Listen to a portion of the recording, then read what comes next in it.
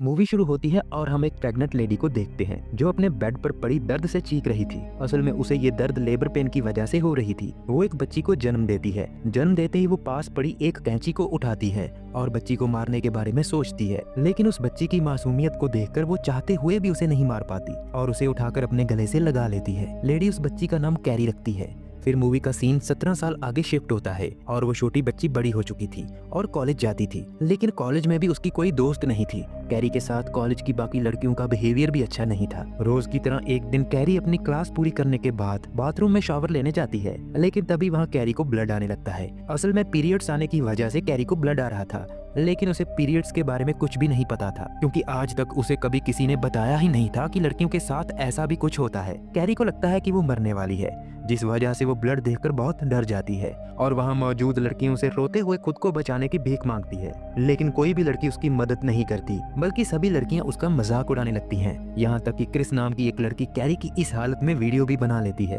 तभी बाथरूम में लड़कियों की पीटी टीचर आती है। वो सभी लड़कियों को वहाँ से भगाती है और कैरी की हेल्प करती है। फिर टीचर कैरी को प्रिंसिपल के ऑफिस में लेकर जाती है और कैरी को वो सब बताने के लिए कहती है जो सब लड़कियों ने उसके साथ बाथरूम में किया था, लेकिन डर की वजह से कैरी किसी भी लड़की का नाम नहीं लेती। पीटी टीचर के बार बार पूछने पर कैरी गुस्से में आ जाती है। तभी ऑफिस में पड़ा पानी का जार एकदम से टूट जाता है, जिसके बाद कैरी ऑफिस से बाहर आ जाती है। कॉलेज में छुट्टी होने पर क्रिस नाम की लड़की और उसका बॉयफ्रेंड कैरी की बाथरूम वाली वीडियो देखकर हंस रहे थे। तभी कैरी की माँ अपनी पुरानी कार में आती है और कैरी को कॉलेज से घर ले जाती है। कैरी अपनी माँ से बहुत नाराज थी, क्योंकि आज तक उसकी माँ ने कैरी को पीरियड्स के बारे में कुछ भी नहीं बताया था, जिस कारण आज उसका मजाक बना था। वो दोनों घर पहुँचती है। कैरी अभी कार से उतरी भी नहीं थी कि तभी वहाँ एक बच्चा कैरी का मजाक उड़ाता है। कैरी उसकी ओर गुस्से से देखती है, जिससे वो बच्चा अपनी साइकिल से दूर जाकर गिरता है। ये देखकर कैरी को भी समझ नहीं आया कि ये कैसे हुआ। इसके बाद जब वो घर जाती है तो वो देखती है कि उसकी माँ दीवार पर अपना सर पटक कर खुद को सजा दे रही थी। कैरी की माँ उसे कहती है कि औरतें कमजोर होती हैं और ये गॉड की तरफ से औरतों के लिए सजा होती है। वो कैरी को गॉड से प्रे करने के लिए कहती है और जबरदस्ती उसे एक रूम में बंद कर देती है। दूसरी तरफ हम क्रिस नाम की उस लड़की को देखते हैं जिसने कैरी की वीडियो बनाई थी। वो उस वीडियो को यूट्यूब पर अपलोड कर देती है और अपने कॉलेज ग्रुप में भी शेयर कर देती है, जिससे पूरा कॉलेज कैरी की वीडियो देख लेता है। जब इस बात का पता पीटी टीचर को चलता है तो वो उस दिन बाथरूम में मौजूद सभी लड़कियों को पनिशमेंट के तौर पर हार्ड एक्सरसाइज और रनिंग करने को कहती है। थोड़ी देर बाद क्रिस नाम की लड़की जिसने कैरी का वीडियो बनाया था वो ऐसा करने से मना कर देती है। पीटी टीचर पहले से ही गुस्से में थी और वो क्रिस की इस हरकत की वजह से उसे सस्पेंड कर देती है और पार्टी में आने से भी मना कर देती है। ये सुनकर क्रिस भी गुस्से में आ जाती है और वो सभी लड़कियों को अपनी पनिशमेंट पूरी करने से रोकती है।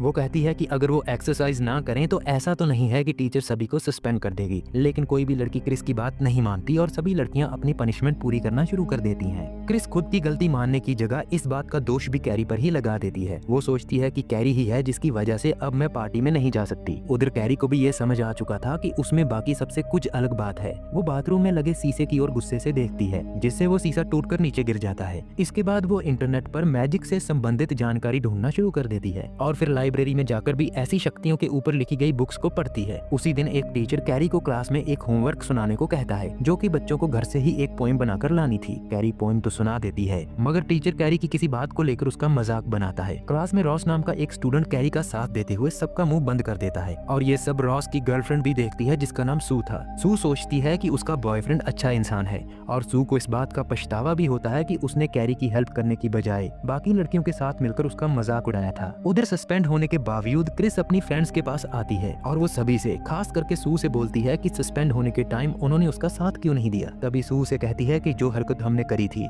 उसके लिए हमें ठीक सजा दी गई थी। वो क्रिस को ये भी बोलती है कि उसे वो सजा पूरी कर लेनी चाहिए थी। अगर वो टीचर से फिजूल बहस ना करती तो आज वो सस्पेंड ना हुई होती। जवाब में क्रिस उसे कहती है कि तुमने भी तो कैरी का मजाक बनाया था और अब अच्छा बनने की एक्टिंग कर रही हो, क्योंकि तुम्हारा बॉयफ्रेंड गलत बात पर किए गए मजाक को अच्छा नहीं मानता। सू क्रिस की इन बातों को दिल पर ले लेती है। दूसरी तरफ कैरी भी अपने घर में अपनी पावर्स पर कंट्रोल करना सीख रही थी। उसे ये तो पता चल चुका था कि उसमें पावर है, लेकिन ये पावर्स उसमें कैसे आई, ये जानने के लिए वो सारा दिन बुक्स पढ़ती रहती थी। एक दिन सू अपने बॉयफ्रेंड रॉस से मिलती है और उसे कहती है कि वो उसे प्रॉम पार्टी में ले जाने की जगह कैरी को पार्टी में लेकर जाए, क्योंकि कैरी का सब मजाक बनाते हैं। उसे प्रॉम पार्टी में कोई भी लेकर नहीं जाएगा और अगर सू का बॉयफ्रेंड एक दिन के लिए कैरी को अच्छा फील करवाएगा तो सू को भी अच्छा फील होगा। रॉस पहले तो मना करता है, लेकिन सू के जोर देने पर वो कैरी को प्रॉम पार्टी में ले जाने के लिए मान जाता है। असल में सू ने कैरी के साथ गलत किया था, जिस वजह से वो कैरी को अच्छा फील करवाकर अपनी गलती सुधारना चाहती थी। अगले दिन रॉस कैंटीन में बैठी कैरी को पार्टी में उसके साथ चलने के लिए पूछता है, लेकिन कैरी सोचती है कि रॉस भी बाकी बाकी सब की तरह उसके साथ मजाक करने के लिए उसके पास आया है, जिस वजह से वो रॉस के साथ पार्टी में जाने से मना कर देती है और वहाँ से उठकर चली जाती है। फिर कैरी ये बात अपनी पीटी टीचर से शेयर करती है कि सारे कॉलेज में मेरे साथ कोई भी अच्छे से बात तक नहीं करता, तो फिर रॉस मुझे अपने साथ पार्टी में चलने के लिए क्यों बोल रहा है। जिसके बाद टीचर रॉस और सू के पास जाती है और उन्हें कहती है कि अगर तुम दोनों कैरी के साथ कोई मजाक करने का प्लान बना रहे हो तो मैं तुम दोनों को भी सस्पेंड कर दूंगी। जिसे सुनकर वो दोनों टीचर को समझाते हैं कि ये कोई प्रैंक नहीं है, बल्कि वो कैरी को अच्छा फील करवाने के लिए ये सब करना चाहते हैं। अगले दिन रॉस अपनी गाड़ी में कैरी के घर आता है और वो उसे कहता है कि वो सच में उसके साथ प्रॉम पार्टी में जाना चाहता है। इस बार कैरी भी सोचती है कि ये उसके घर तक आया है, मतलब कि रॉस मजाक तो नहीं कर रहा होगा। जिसके बाद कैरी रॉस के साथ प्रॉम पार्टी में जाने के लिए मान जाती है। कैरी प्रॉम में जाने के लिए एक बहुत ही खूबसूरत ड्रेस लेकर आती है, लेकिन कैरी की माँ वो ड्रेस देख लेती है और उस पर गुस्सा होना शुरू कर देती है। वो कहती है कि गॉड को ऐसे ड्रेसेस पसंद नहीं है,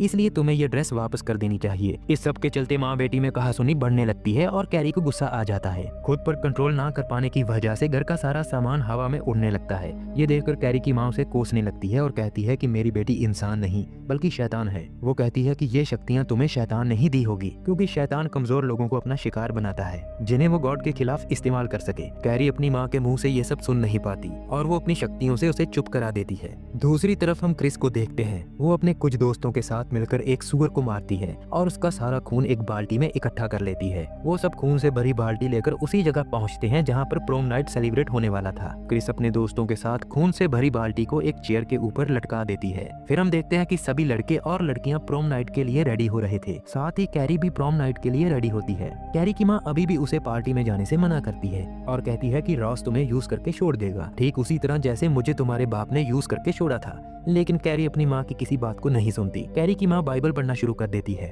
ना चाहते हुए भी कैरी अपनी शक्तियों का यूज करके अपनी माँ को प्रेयर रूम में बंद कर देती है, ठीक उसी तरह जैसे उसकी माँ उसे बंद कर दिया करती थी। रॉस एक बड़ी सी कार में कैरी को लेने आया था, जिसे देखकर कैरी खुश हो जाती है और वो रॉस के साथ प्रॉम पार्टी में चली जाती है। वहाँ पहुंचकर वो खूब बातें करते हैं। कैरी रॉस की बातों से बहुत खुश थी। कैरी रॉस के साथ डांस भी करती है। रॉस ने कैरी के लिए वो सब कुछ किया था जो कैरी के लिए आज तक किसी ने नहीं किया। डांस में भी अब सभी स्टूडेंट्स कैरी और रॉस को ही वोट करते हैं, जिस वजह से वो दोनों प्रोम डांस के विनर बन जाते हैं। फिर ये दोनों विनर वाली चेयर पर बैठने के लिए आगे बढ़ते हैं। उसी वक्त क्रिस सू को मैसेज करती है कि अब वो कैरी को मजा चखाएगी। क्रिस का मैसेज देखते ही सू घबरा जाती है और वो जल्दी से रॉस को फोन करती है ताकि वो उसे बता सके कि क्रिस कैरी के साथ कुछ गलत करने वाली है। लेकिन ज्यादा भीड़ और शोर की वजह से रॉस को कॉल का पता नहीं चल पाता। जैसे ही रॉस और कैरी विनर सीट पर बैठने के लिए वहाँ पहुँचते हैं, क्रिस खून से भरी बाल्टी की रस्सी को खींच देती है, जिससे वो सारा खून कैरी के ऊपर आ गिरता है। कैरी बहुत ज्यादा हर्ट होती है। वो समझ नहीं पाती कि ये क्या हुआ। जिंदगी में पहली बार आज वो इतना खुश थी। पहली बार उसने आज लाइफ को इतना एंजॉय किया था, लेकिन आज भी उसके साथ एक बहुत ही घिनौना मजाक किया गया। तभी क्रिस वहाँ एक बड़ी स्क्रीन पर कैरी का बाथरूम वाला वीडियो प्ले कर देती है, जिसे देखकर वहाँ आए हुए सभी लोग हंसने लगते हैं। कैरी का साथ देने की बजाय